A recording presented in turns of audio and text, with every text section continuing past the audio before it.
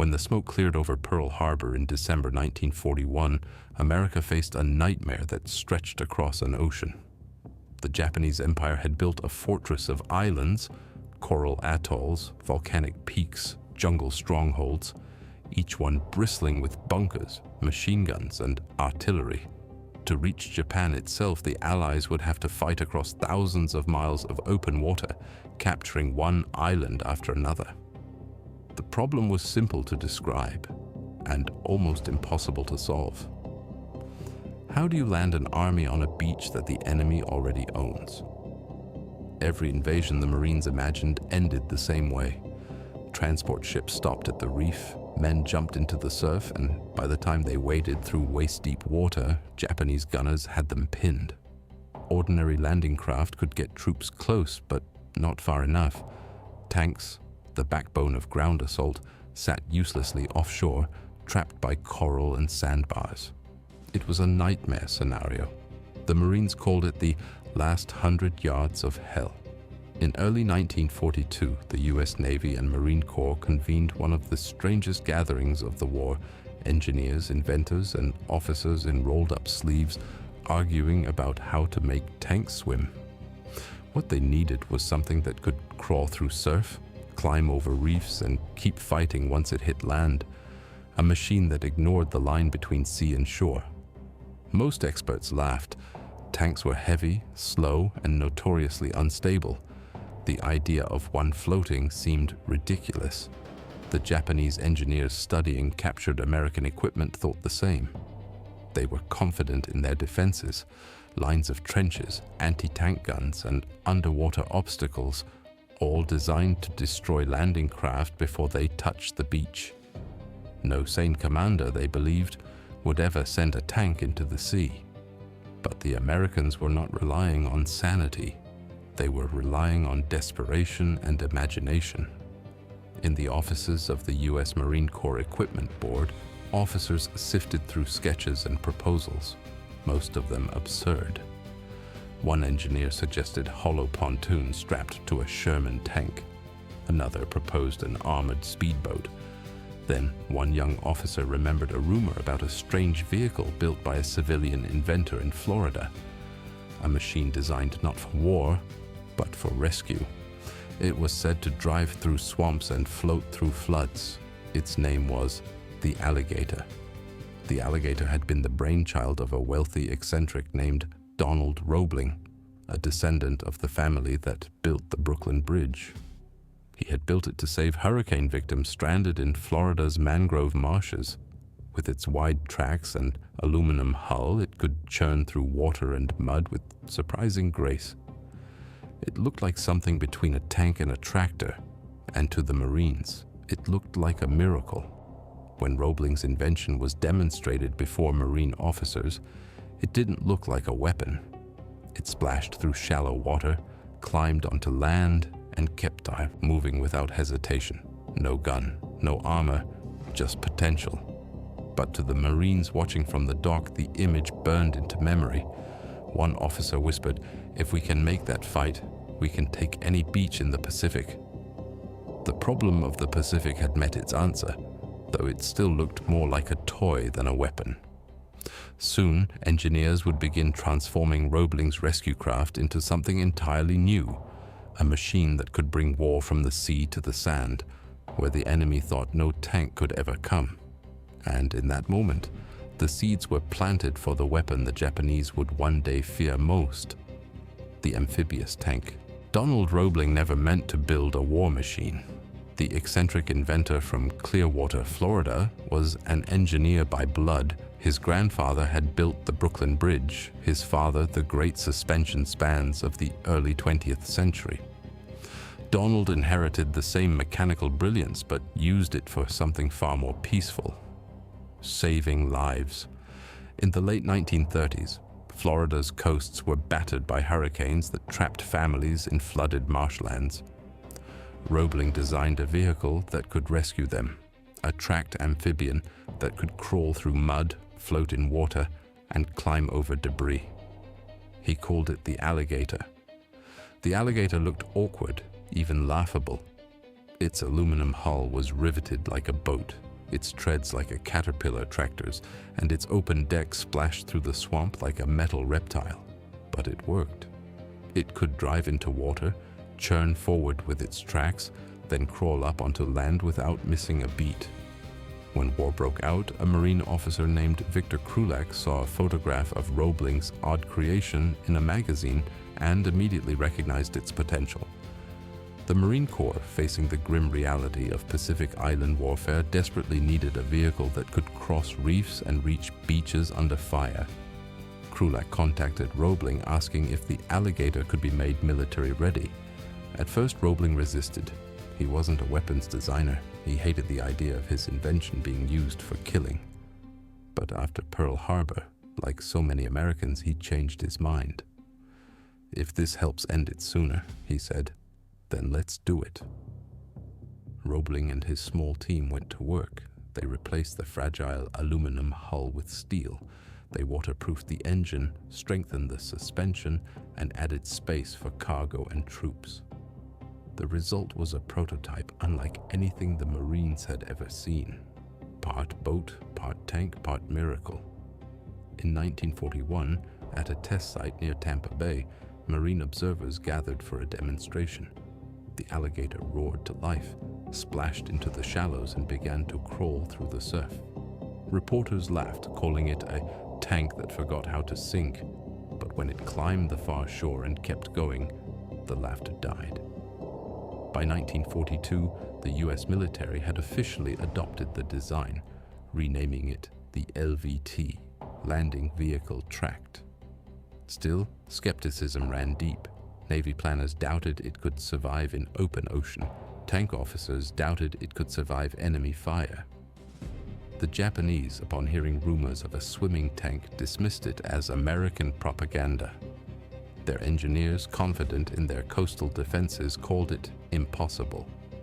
But as the US prepared to invade the island of Tarawa, that impossible machine became the Marines' only hope. The coral reefs around Tarawa were too shallow for landing craft.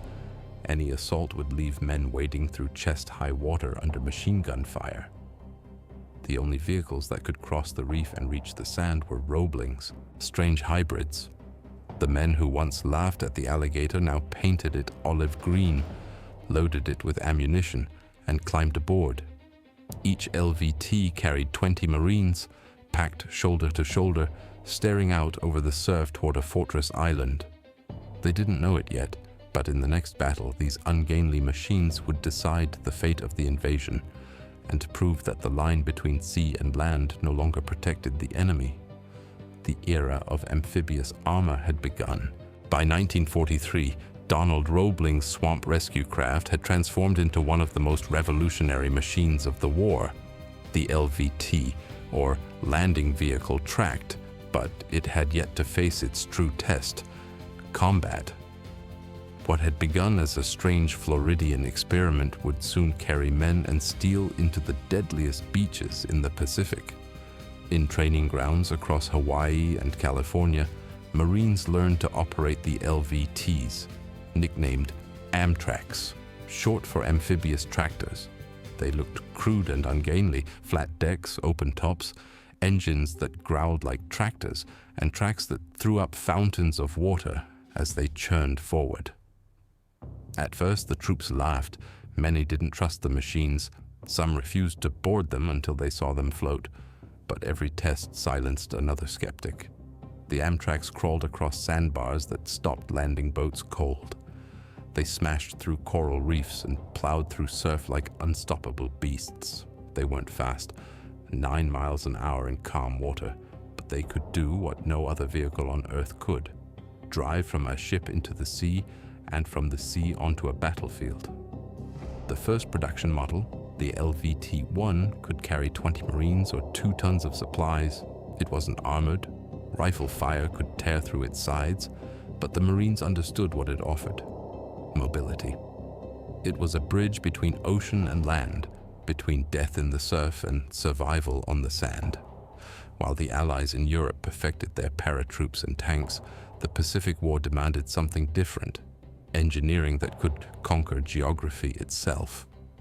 The LVT became the symbol of that ingenuity, a machine born not from brute force, but from imagination. The Japanese, meanwhile, were confident their island fortresses were impregnable. They had seen the coral reefs of their atolls shred ships like glass. Their bunkers were designed to annihilate soldiers before they ever touched land. They had no idea that the Americans had built machines that could crawl over those reefs like metal crocodiles. In the summer of 1943, as the Allies prepared to strike the Gilbert Islands, intelligence officers debated the risks. The target, a small, heavily fortified speck called Betio Island, part of the Tarawa Atoll, was guarded by more than 4,000 elite Japanese troops. Its beaches were lined with barbed wire, trenches, and machine guns. Behind the reef lay a lagoon so shallow that conventional landing craft would beach themselves hundreds of yards short of the sand. The solution was clear and terrifying. The first wave would go in with LVTs. Hundreds of Amtraks were loaded onto transport ships, their steel hulls painted dull green, their sides marked with the names like Devil Dog and Gator. The Marines who rode inside had no illusions. They knew they were heading straight into fire. As one officer later wrote, "We were putting our faith in a machine no one had ever fought in before, a tank that swam." The Japanese still laughed at the reports of these floating tractors. Their engineers studied captured blueprints and shook their heads. To them, the design looked clumsy, impractical, suicidal. They were certain the Americans had lost their minds. But in November 1943, when the U.S. Marines roared toward Tarawa's beaches through the walls of smoke and surf, those same Japanese soldiers stopped laughing, because the impossible machines, the ones that were never supposed to work, were coming for them. And they were coming straight out of the sea. At dawn on November 20th, 1943, the Pacific erupted. The U.S. Navy unleashed one of the most ferocious bombardments of the war on Betio Island, a sliver of sand barely 2 miles long. The heart of Japan's fortress at Tarawa Atoll. Battleships fired from miles offshore, their shells exploding in towering geysers of flame. For hours, the Marines waited aboard their transports, watching the horizon burn and believing nothing could survive that storm of steel. They were wrong. When the bombardment ceased and the first wave prepared to go ashore, Japanese guns roared back to life. Concrete bunkers, buried deep and reinforced with coral, spat fire across the lagoon. Machine guns swept the shallows, and ahead of the Marines lay the very obstacle everyone had feared, a coral reef that stopped ordinary landing craft dead in the water. Except for the LVTs. As the landing signal was given, 125 amphibious tractors thundered into the sea.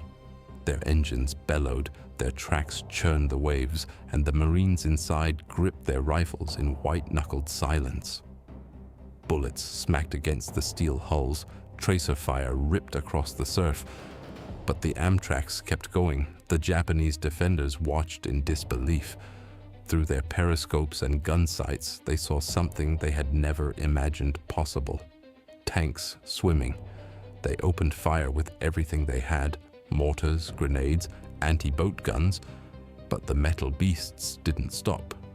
They climbed over the coral reefs, rose from the water, and crawled toward the sand.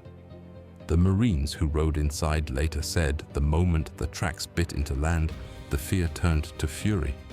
They were inside the storm now, but they had made it. They were the first American tanks ever to invade directly from the sea. Still, the cost was brutal. Many LVTs were hit and destroyed before they could unload their troops. Others became stuck in the sand, riddled with holes. But those that survived blazed a trail through chaos. They ferried wave after wave of Marines across the deadly lagoon, hauling ammunition, wounded men, and hope itself. Tarawa was hell. Over 1,000 Marines died in 76 hours of fighting.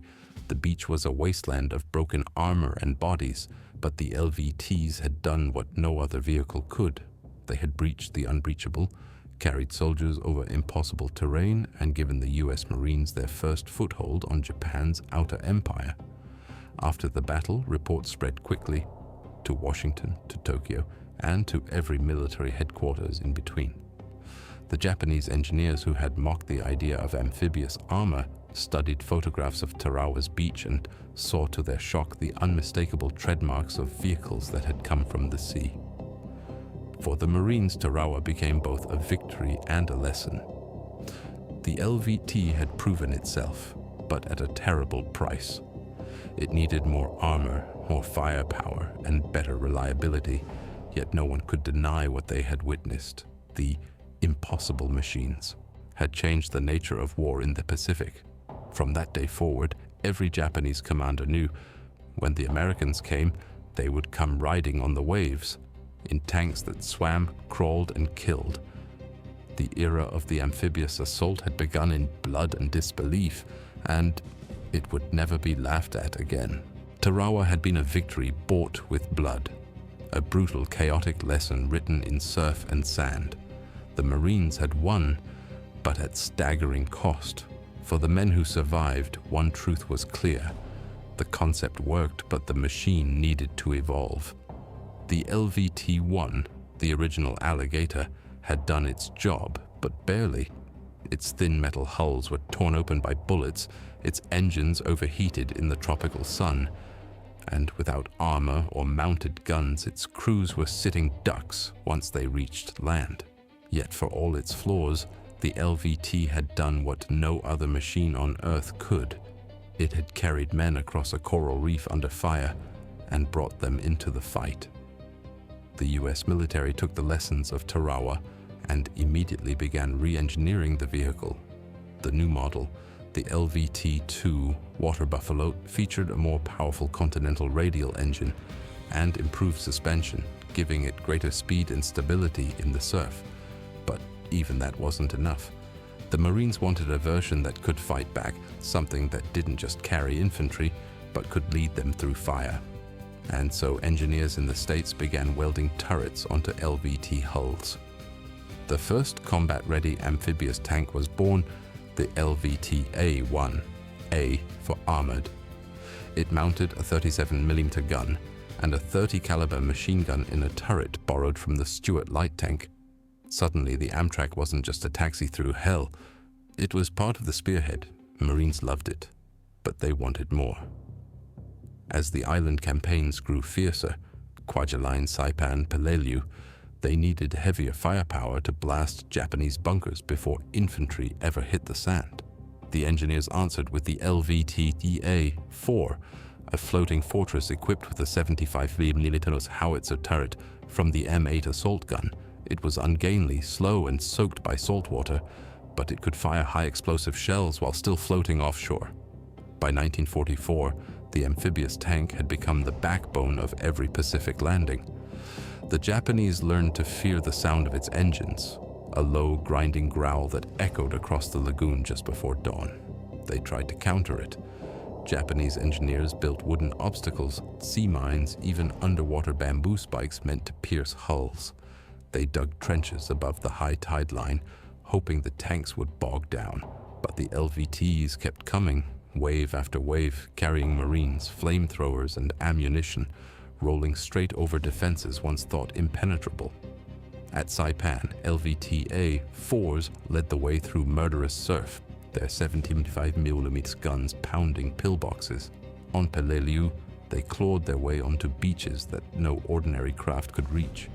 And on Iwo Jima, they battled through black volcanic ash, ferrying wounded men back to hospital ships under constant shell fire. The transformation was staggering.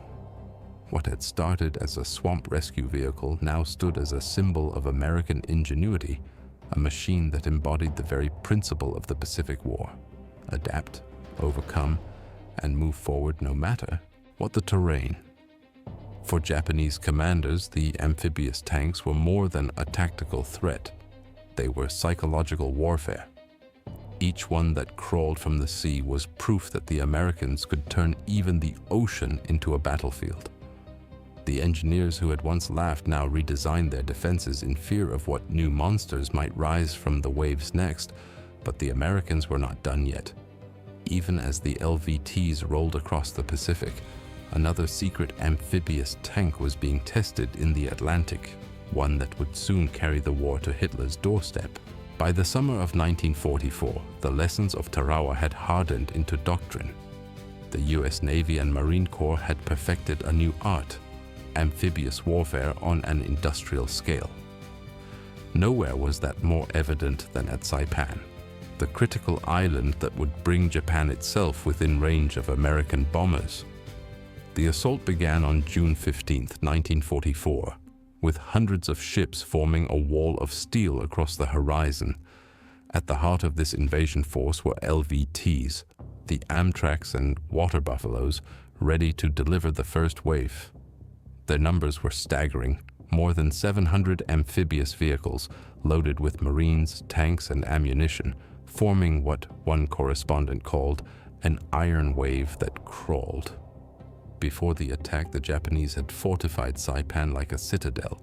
Their officers had laughed at reports of swimming tanks during Tarawa, but this time they were prepared.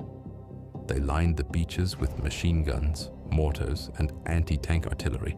The reefs had been mined, the shallows booby-trapped. Every ridge concealed a gun.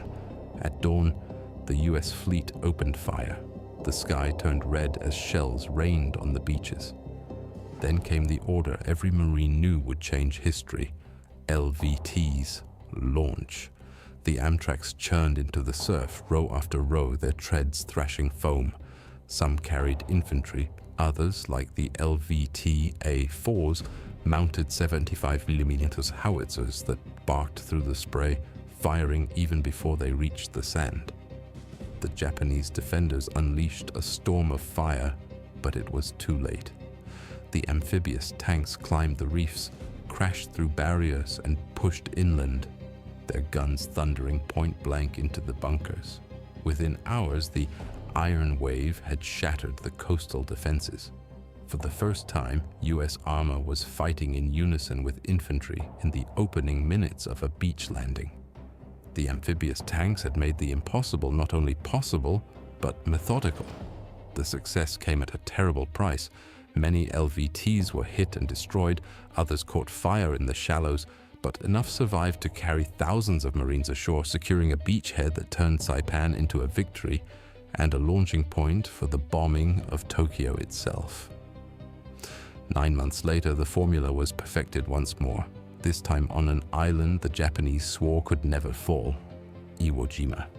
The beach was made of black volcanic ash, soft and treacherous, swallowing feet and treads alike. The Japanese had dug an underground fortress, tunnels, gun positions, and artillery hidden from air attack. As the first waves of LVTs crawled toward shore, Japanese observers watched from Mount Suribachi and radioed a single message. The enemy is coming from the sea in tanks. For 3 days, the battle was chaos.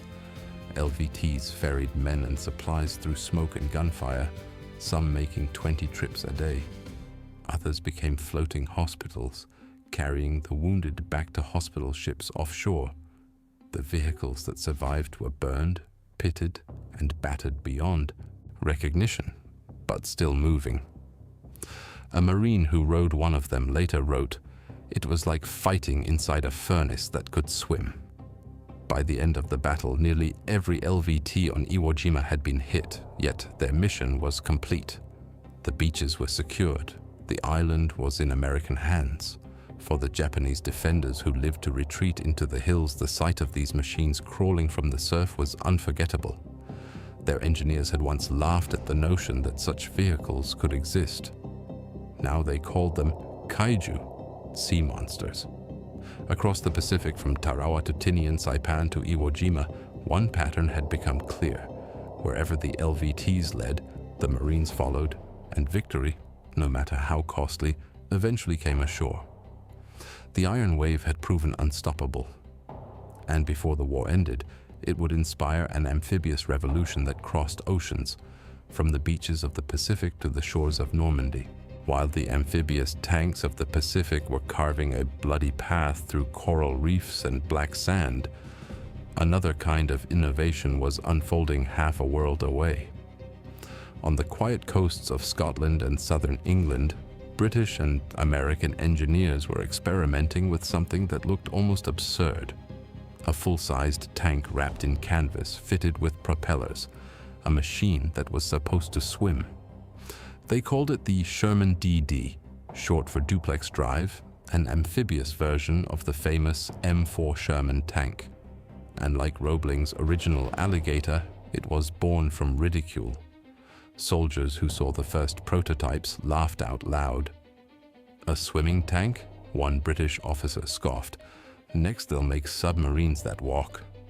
But behind the laughter was genius.